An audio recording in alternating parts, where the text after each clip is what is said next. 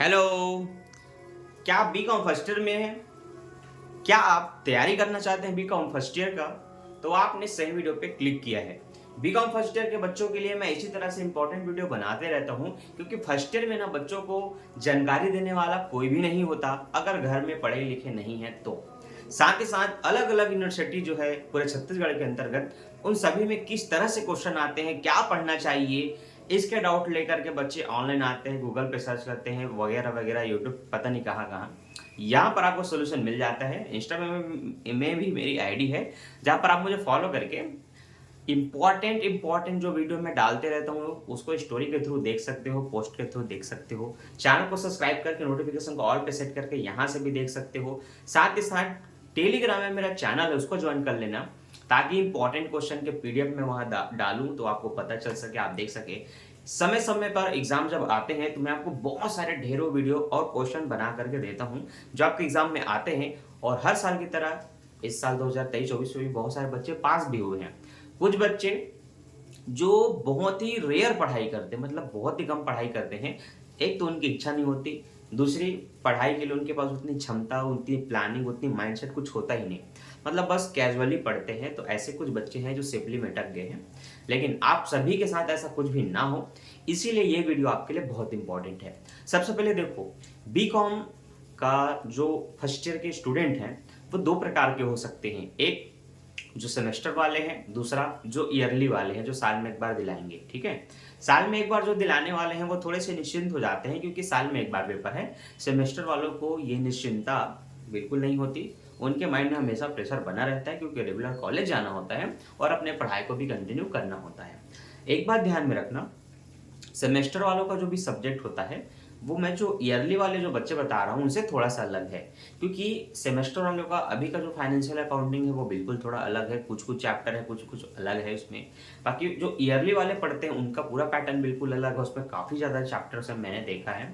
अभी के हाल ही में एक बच्चे ने, सेमेस्टर वाले ने, मुझे एक अपना अकाउंट का सिलेबस भेजा था जिसमें कई सारे चैप्टर ऐसे थे जो कि फाइनेंशियल अकाउंटिंग में है पर उसमें नहीं है।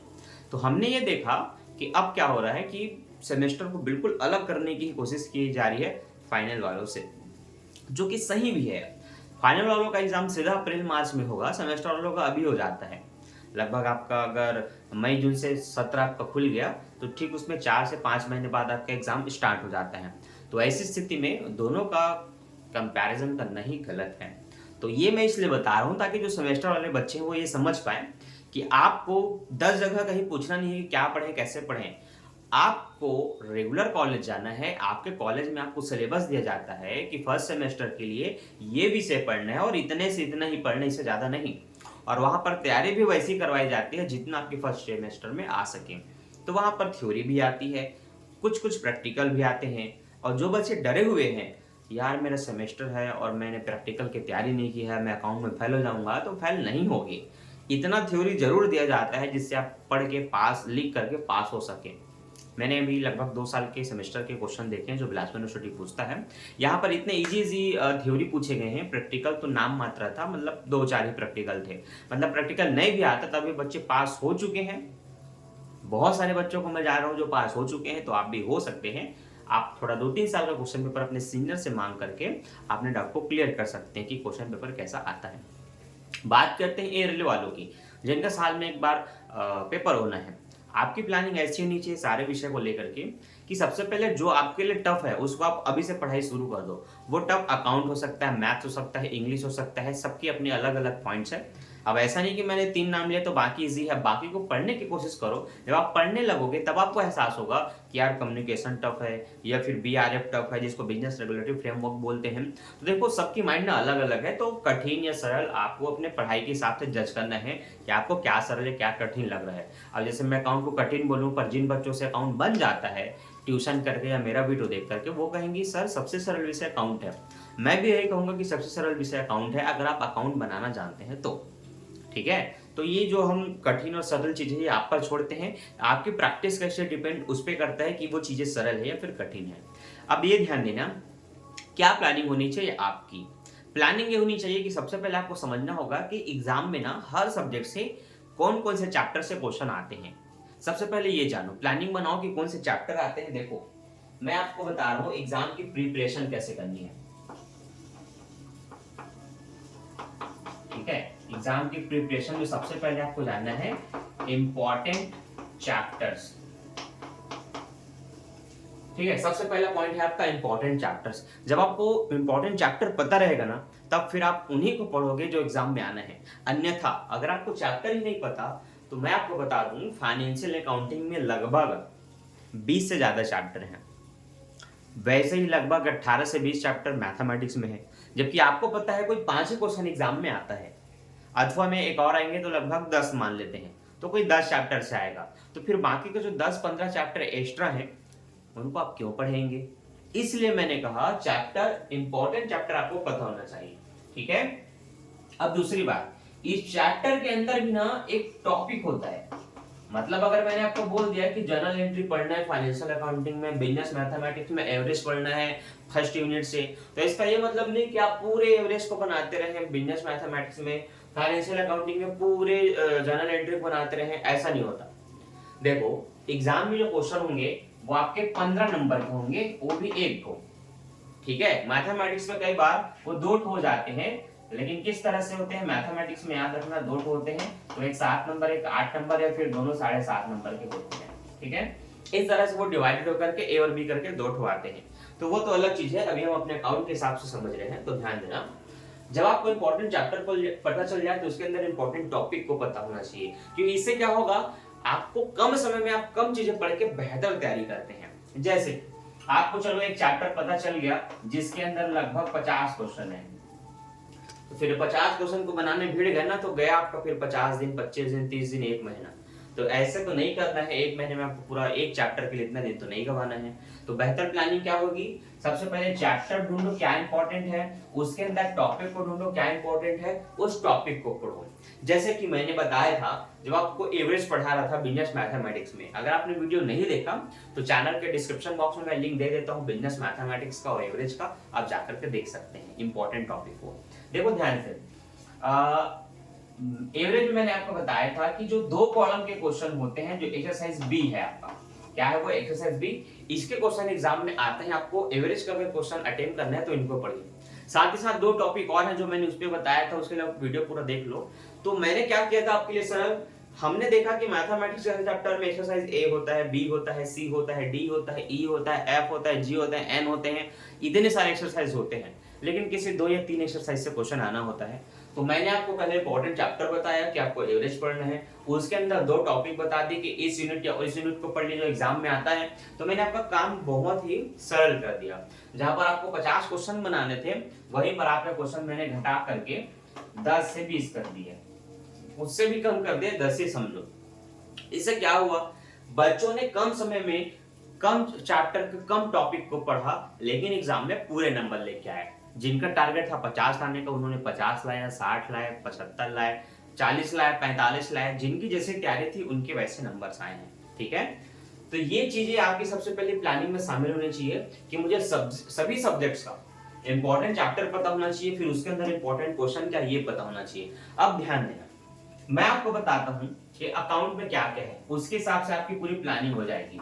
देखो अकाउंट में ना, आपको मैंने बताया था सबसे पहला आपका जर्नल एंट्री इंपॉर्टेंट है।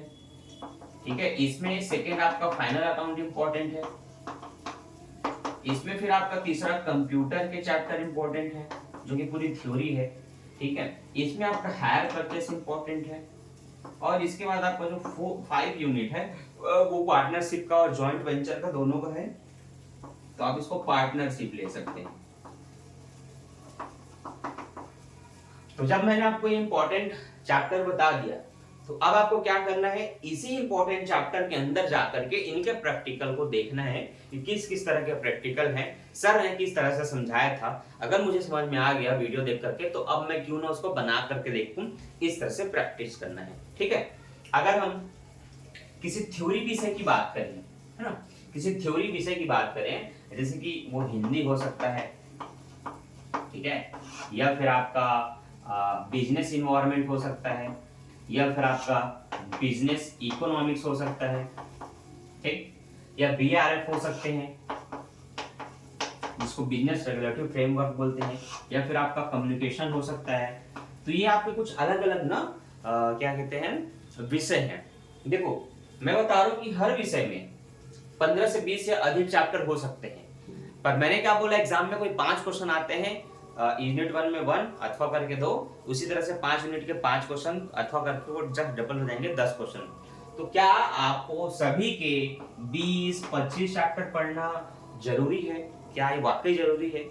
तो आप कहेंगे नहीं ये जरूरी नहीं है। मैं भी कहूंगा ये जरूरी नहीं है। जब आपको पता चल जाए कि इन 20-25 चैप्टर में से कोई 10 ही चैप्टर से क्वेश्चन आता है, उसके बाद पता चल जाए उनमें से किसी 3 चैप्टर से हर साल क्वेश्चन आ रहा है, अथवा में भले बाकी किसी से आए पर 3 चैप्टर से आ रहे हैं, तो काम सरल ये हो गया, आप केवल 3 चैप्टर के क्वेश्चन पढ़ेंगे और जितने बड़े बड़े इंपॉर्टेंट क्वेश्चन है सबको पढ़ेंगे। जब आपने उसके ऐसे बड़े बड़े क्वेश्चन लगभग मान लेते हैं चैप्टर में 4 क्वेश्चन मिला, आपने चारों को पढ़ लिया और तीनों चैप्टर के, तो लगभग 4 या 12 क्वेश्चन आपने पढ़ लिया और आपने 12 के 12 एग्जाम में आए और आपने लिख लिया, तो आपका कितना नंबर हुआ? 15 या 45 नंबर। और एक विषय में पास होने के लिए आपको कितना चाहिए? लगभग 26 से 27 नंबर। और जिसमें कंबाइंड सब्जेक्ट होता है, जिसमें अकाउंट के साथ आपका कम्युनिकेशन जुड़ा है, तो इन दोनों में मिलाकर के लगभग आपको सिर्फ 55 लाना है और आप तो एक विषय में 45 ला रहे हैं। इसका मतलब ये है कि गलती से किसी बच्चे का अकाउंट में खराब नंबर आया, मतलब सिर्फ 10-15 नंबर पाए, तब भी हम जोड़ के देखते हैं अगर वो 15 नंबर भी बच्चा पाता है तो लगभग ये दोनों मिला 60 हो जाते हैं, जबकि मिनिमम उसको 55 लाना था। इसका मतलब अगर आप प्लानिंग के तहत तैयारी करेंगे, फर्स्ट ईयर के बच्चों के लिए बता रहा हूं, प्लानिंग के तहत तैयारी करेंगे तो आप फेल होना भी चाहेंगे तो फेल नहीं हो सकते। क्यों नहीं हो सकते? क्योंकि आपको मैंने इतने इंपॉर्टेंट चैप्टर, इतने इंपॉर्टेंट उसके टॉपिक को बता दिए होंगे।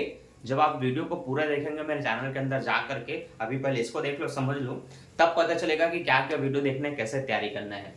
तो जब आप उस तरह से पूरे पूरे पिक्चर को देख करके आपने समझ लिया कि क्या है कहानी, फिर कैसे अब मुझे तैयारी करना है, ये अगर आप उसकी प्लानिंग करके भिड़ गए, तो मैं कहता हूँ अभी आपके पास सितंबर, अक्टूबर, नवंबर, दिसंबर, जनवरी, फरवरी और मार्च के बाद फिर पेपर स्टार्ट होता है, लगभग 7-6 महीने हैं। इतने महीने बहुत है आपके लिए, क्योंकि अगर आपने प्रैक्टिस कर लिया तो मैं ये दावा करता हूँ कि 600 नंबर का जो एग्जाम होगा टोटल आपका, उस 600 में लगभग आपका 400 प्लस आएगा। बेसिक तैयारी आपकी रही तो, एडवांस लेवल की तैयारी रही तो फिर 600 आपके सामने कुछ नहीं है, आप 600 में 600 भी ला सकते हैं। पर मैंने क्या बोला? डेडिकेशन होना चाहिए। डेडिकेशन मतलब एकाग्रता, निरंतरता, ये सब शब्द सुने हो ना, 5 आयाम जो होते हैं ये जरूरी है। सबसे पहले तो एकाग्र और स्थायी होना बहुत जरूरी है। एकाग्र और स्थायी मतलब जब आपको कोई काम बोला गया, जैसे मैंने बोल दिया सिर्फ यहाँ खड़े रहो, चुपचाप एकदम शांत स्ट्रेट, तो आपको सिर्फ खड़े रहना है। ऐसा नहीं कि चलो ठीक है सर ने बोला खड़े रहना है तो मैं खड़े रहता हूँ, लेकिन आप फोन चला रहे हैं या कुछ और कर रहे हैं, कुछ और कर रहे हैं। ये जब आप पढ़ने बैठे टेबल पे 2 मिनट पढ़े, फिर आपको कुछ काम याद आ गया, आप वो करने लगे, आपको याद आया इसको मैसेज करना था, फिर आप वो करने लगे, तो ये बताता है कि आप एकाग्र नहीं हैं। इसमें क्या होगा, 5 घंटे का भी टाइमिंग निकाल लेना किसी एक विषय को पढ़ने का, लेकिन जब आप पढ़ने बैठते हैं तो आपको दुनिया भर की चीजें याद आती हैं और उसको आप करने भी लगते हैं। तो ऐसी स्थिति में वो आपका 5 घंटा सिर्फ फालतू में जाएगा। तब आपको, आप ये समझ लीजिए आपके आपके अंदर एकाग्रता नहीं है। उसके बाद निरंतरता। निरंतरता इसलिए जरूरी है, जब आपको पता चल गया कि रेगुलर मुझे 2 घंटे अकाउंट बनाने हैं या फिर मुझे इंग्लिश को पढ़नी है, ठीक है, शाम के 6 से 8 में, ये आपको अगर मैंने बता दिया, आपके प्लानिंग में इसको शामिल करो। ठीक है, किसी बच्चे ने देखा सीखा समझा, सर सही बोल रहे हैं मैं तो पढ़ूंगा, अब उसने शाम के 6 बजे का टाइमिंग बनाया और अकाउंट को पढ़ने के लिए भिड़ गए। चैप्टर 1 बहुत इजीली तरीके से बन गया, अब आए वो चैप्टर 2 में फाइनल अकाउंट पे, एक क्वेश्चन देखा हालत बेंड हो गई, सोचा चलो दूसरा क्वेश्चन देखते हैं और हालत बेंड हो गई, तीसरे क्वेश्चन तक तो फिर दिमाग ही खत्म हो गया और उसके बाद उस बच्चे ने अकाउंट को बनाना छोड़ दिया। उसको लगने लगा अकाउंट बहुत कठिन है और ऐसी दिक्कतें आती हैं, वो सिर्फ अकाउंट में नहीं, वो इंग्लिश में और बाकी विषय में भी हो सकती है। तो इस तरह से अगर आप तैयारी करेंगे, या फिर आज पढ़े कल पता चला कल गणेश विसर्जन है मुझसे में जाएंगे नहीं पढ़ते हैं, परसों पता चला संडे चलो आज छोड़ देते हैं, उसके बाद पता चला किसी का बर्थडे या मेरा बर्थडे या मेरा दोस्त बुला रहा है, ऐसे कर करके अगर आपने छोड़ दिया, तैयारी करना छोड़ दिया, कोई एपिसोड देखते होंगे जैसे कि डांस वगैरह का चलता है, जिस कारण से आप अपने इस टाइम को अगर गेप करते हैं, स्किप कर देते हैं, आगे बढ़ा देते हैं, तो ऐसी स्थिति में आपकी तैयारी अच्छे से नहीं हो सकती। इसका मतलब आपके अंदर निरंतरता नहीं। एकाग्रता के साथ निरंतरता जरूरी है कि आप तटस्थ रहकर एक जगह बैठने की आदत डालें, कोई भी काम में प्रॉपर फोकस होने की आपकी आदत होनी चाहिए और फिर उस काम को लगातार करने का अभ्यास होना चाहिए। जिस तरह से 12वीं में आपने बहुत अच्छे से पढ़ के बहुत अच्छा नंबर लाया होगा मेहनत करके, इसी तरह से यहाँ पर भी करना है, क्योंकि पहले ना 5 सब्जेक्ट थे जो बढ़ करके अब 9 सब्जेक्ट हो गए हैं। अब सब्जेक्ट जब बढ़ चुके हैं तो आप खुद सोचो आपका टाइमिंग बढ़ना चाहिए कि नहीं पढ़ने का। ऐसा तो नहीं है कि 5 सब्जेक्ट के लिए आपने 4-5 घंटे निकाले होंगे और अब कॉलेज के लिए आप 1 घंटा भी नहीं निकालना चाह रहे हैं, तो ऐसे में नहीं हो सकता। बहुत सारे बच्चे सेपलियर फेल हो जाते हैं, ये मैं इसलिए बता रहा हूँ क्योंकि मैं हमेशा आपको मोटिवेट करके अच्छे से समझाता हूँ, आपकी प्लानिंग करवाता हूँ, आपको पढ़ाई करवाता हूँ, पर बहुत सारे बच्चे ना इस चीज़ को छोड़ देते हैं। कुछ तो काम में जाने के कारण छोड़ देते हैं, कुछ तो भी बहुत समय बोल करके छोड़ देते हैं। अब लास्ट का जब समय आता है मार्च अप्रैल का, तब बच्चे वीडियो को देखना शुरू करते हैं।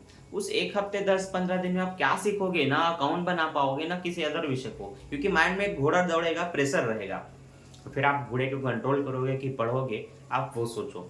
इसलिए बेहतर टाइम है, इसलिए मैं अभी से वीडियो बना दिया। इस वीडियो को अपने सभी दोस्तों में शेयर करना, जो बहुत अच्छा नंबर लाना चाहता है या पास होना चाहता है, डिग्री चाहता है, तो वो बच्चे थोड़ा फोकस हो सकें, स्मार्ट वर्क करें, हार्ड वर्क नहीं स्मार्ट वर्क करें। स्मार्ट वर्क क्या होता है मैं आपको अभी समझा रहा था कि सबसे पहले आपको इंपॉर्टेंट चैप्टर जानना है, जैसे कि ये उदाहरण के लिए, उसके अंदर भी इंपॉर्टेंट टॉपिक को जानना है और फिर उन टॉपिक को या तो याद करो या तो प्रैक्टिकल है तो सॉल्व करके देखो। और उतना कर लिया ना तो अभी से निश्चिंत हो जाओ कि हाँ मैंने एग्जाम की तैयारी कर ली और वाकई में आपका तैयारी हो गया। तो एकाग्रता निरंतरता ये दोनों जरूरी है। अब मैं आगे आता हूँ कि आपको किन किन चीजों की तैयारी करनी चाहिए। तो ध्यान देना, इसमें मैं थोड़ा आपको डिटेल से समझाता हूँ कि अभी से अगर आप तैयारी कर रहे हैं तो तैयारी कैसी चलनी चाहिए।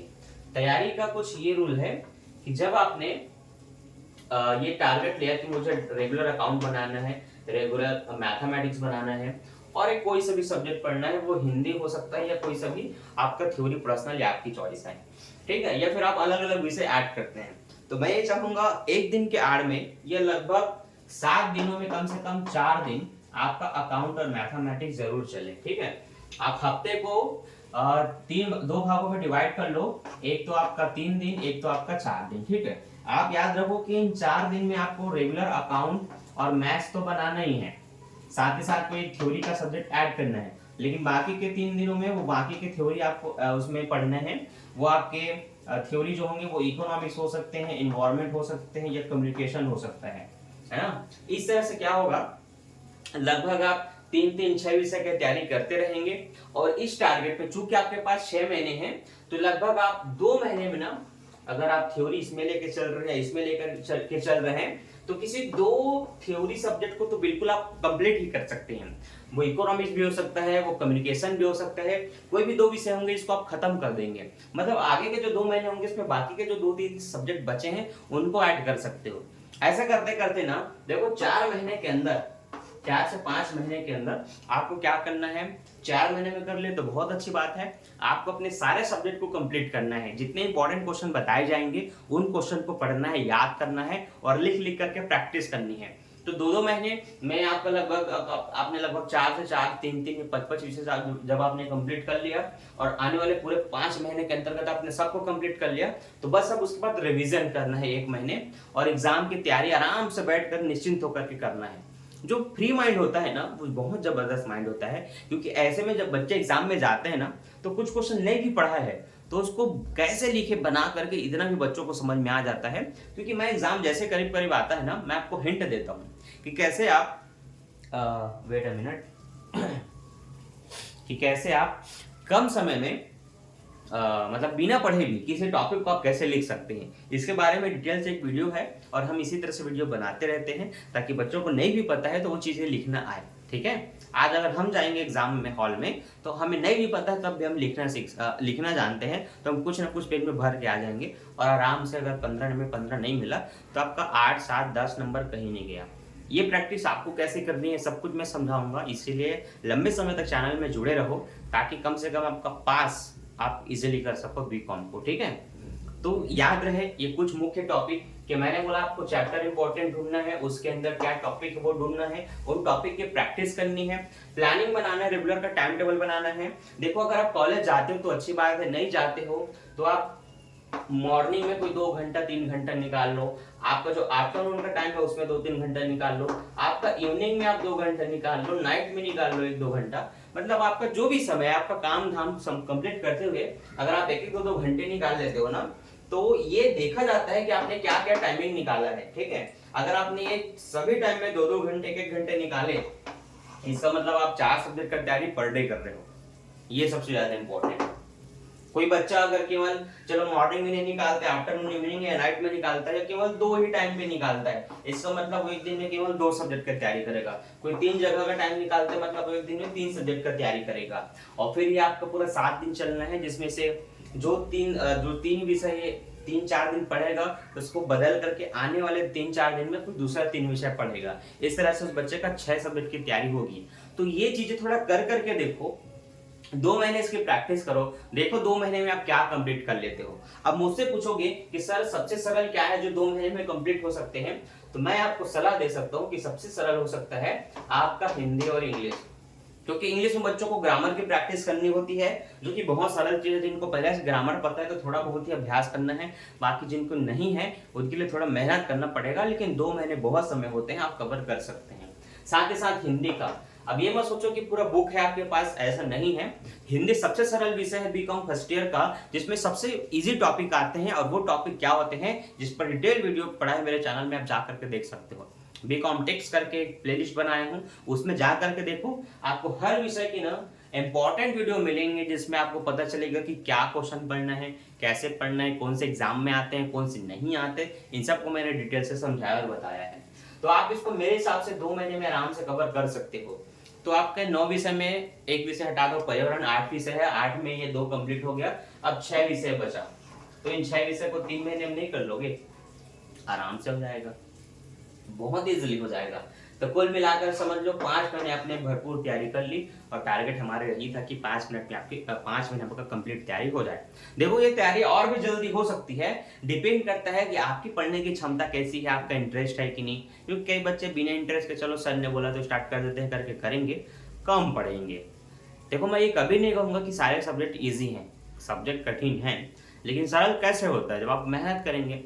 किसी पहाड़ को देख करके आपने सोच लिया कि यार यहाँ चढ़ना बहुत टफ है, तो टफ तो है, इजी कैसे बोल सकते हो, लेकिन इम्पॉसिबल तो नहीं है। अगर आप चढ़ना स्टार्ट करेंगे और लगभग आधे आधे पहाड़ पर आप ऐसे ही चढ़ गए, आपको ज्यादा थकावट नहीं हुई, जब आप नीचे देखोगे ना, अब मतलब उस स्थिति पे जाकर के देखोगे, तो आपको लगेगा मैं कितना ऊपर आ चुका हूँ, अब बस थोड़ा सा ही बचा है। मतलब ये कोई टफ बात नहीं था, पढ़ाई में भी वही चीज है। अब पढ़ना स्टार्ट करो, जब आपको 2 महीने 1 महीने के अंदर जो आप इन दोनों को कंप्लीट कर लोगे ना, एक गजब लेवल का कॉन्फिडेंस आपके अंदर आएगा कि मैंने अगर इसको कंप्लीट कर लिया तो फिर बाकी के विषय क्या चीज है, मेरे से हो सकता है। आप इन 2 विषय की जगह मैथमेटिक्स और अकाउंट को लेकर के चल सकते हो, जो कि बहुत अच्छी बात है अगर आपने अभी से कंप्लीट कर लिया तो। और ये भी कोई बहुत बड़ी बात नहीं है, आप रेगुलर किसी चैप्टर के 5 से 10 क्वेश्चन बनाओ। अगर मैंने जनरल एंट्री बोला 5 से 10 क्वेश्चन बनाओ, तो चैप्टर कितने दिन में खत्म होगा, 20 ही क्वेश्चन है एग्जाम में, मात्र 20 क्वेश्चन है, मतलब 3 दिन में आप इस चैप्टर को खत्म कर लिए, उससे ज्यादा नहीं। फाइनेंशियल अकाउंटिंग में 17, 18, 19 क्वेश्चन आपको लगभग बनाना है, जिसमें से 1-2 क्वेश्चन बीच का छोड़ दो। मैंने बोला कि लगभग आपको 17 क्वेश्चन बनाना है, समझो 2-3 क्वेश्चन छोड़ करके 17 क्वेश्चन बनाओगे, इसमें आपको समय लगेगा। आपको एक दिन में कम से कम 3 क्वेश्चन मुश्किल से बनेंगे, 2 से 3 क्वेश्चन। इस हिसाब से मैं मान लेता हूं, अगर आपने 15 क्वेश्चन बनाए तो 3 5 15, 5 से 6 दिन आपको लगेगा, जिसको 1 हफ्ता भी आप समझ सकते हो। कंप्यूटर की थ्योरी को सबसे लास्ट में पढ़ना, क्योंकि वो याद करने वाला चीज है, उनको इन पूरे प्रैक्टिकल को खत्म करने के बाद पढ़ना, ठीक है। हायर परचेज पे आते हैं। हायर परचेज भी आपका 7 वीक मतलब ले सकता है, वो जल्दी भी हो सकता है, डिपेंड करता है आप बना कैसे रहे, क्योंकि टॉपिक से बहुत सारे और सब टॉपिक अलग अलग है, ठीक है। पार्टनरशिप अकाउंट आपका ज्यादा समय नहीं खाएगा, इसको भी आप 5 दिन में कवर कर सकते हैं। इस तरह से कितना दिन आपका खपत हुआ, 7 3 10 5 5 10, मतलब 20 दिन में आपने अकाउंट कंप्लीट कर लिया, ठीक है।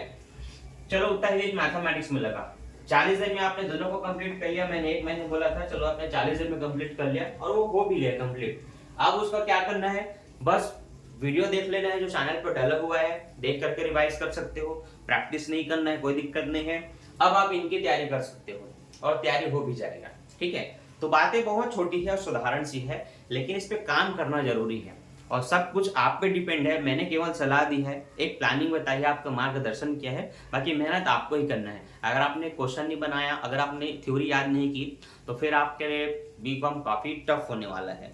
पर इसको सरल करना चाहते हो, इसको नीचे झुकाना चाहते हो, तो अपनी मेहनत अभी से स्टार्ट कर दो।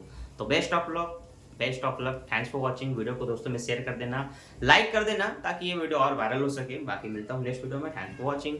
कोई भी डाउट हो तो कमेंट कर सकते हो। Bye bye.